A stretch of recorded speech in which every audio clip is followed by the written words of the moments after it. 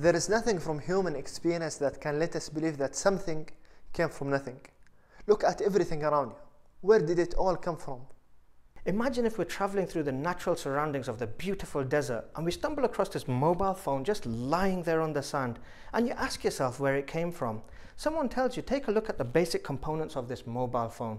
You've got the outer plastic and you've got the silicon chips inside. Someone tells you plastic is produced from oil and the silicon is produced from sand. And it's then explained to you that over the course of millions of years, the oil beneath the desert is caused to rise and merge with the sand, and through the heat of the sun and the heavy desert winds and strikes of lightning, these extraordinary events caused the creation of the mobile phone to occur. Just like that. Ridiculous, right? And it's ridiculous because everything about this mobile phone points to a design. It's too perfectly shaped and formed, and its features are too sophisticated for it to have appeared so randomly. Only Earth sustains life as we know it today. Everything that we know about Earth suggests that it was created to support life. The size of the Earth is immense, yet there it is floating in the universe orbiting the Sun. At the same time, it's tilting and spinning on its own axis. Just think, if the Earth was to go around the Sun any faster, we could break out of orbit and all life would end as we spun off into the vast universe. Likewise, if we were to orbit slower, we would be drawn closer to the Sun and burn up. If the angle at which the Earth is tilted was a few degrees off, then we would not have our seasons and we would suffer all sorts of disasters affecting the weather, crops, animals, and the food we rely on for survival. And what about the Moon? Have you noticed how fully it hides the Sun during a solar eclipse, even though it's nowhere near the size of the Sun and it's millions of miles away? Everything is in its place, working in perfect precision.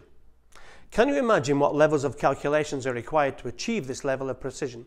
Just like we're not prepared to accept a mobile phone appearing in the desert through random events, there's no way the whole universe, the galaxies, the stars, its complex systems ordered with such precision occurred through events of randomness or from nothing.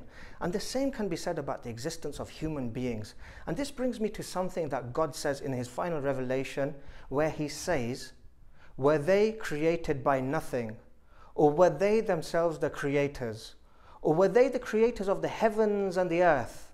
Nay, but they are sure of nothing." The existence of God is the most plausible explanation and a very rational conclusion from all other ideas. If you force yourself to sit back and think about how we got here and all the things that fit together just perfectly on our planet, it's just very incredible.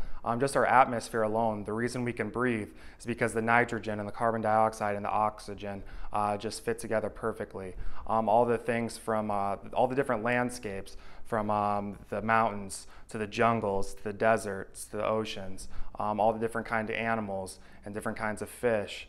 You just have to come to one conclusion, and the conclusion for me and obviously many other people is that there's one supreme being or supreme intelligence that created everything. And once you come to this conclusion, you have to believe that he controls everything. And for me, it's just very, very soothing and comforting knowing this. It's perfectly rational and reasonable to link what we see in the design and the reality of order with intelligence, power, and will. It proves the existence of an intelligent and creative being, and that can only be what we understand to be God. And who is God? Well, we know about God through what God himself has revealed in his final revelation, the Quran. In it, God states, "Say, he is Allah, the One. Allah is the self-sufficient master upon whom all depend. He begets not, nor was he begotten, and there is none co-equal or comparable unto him."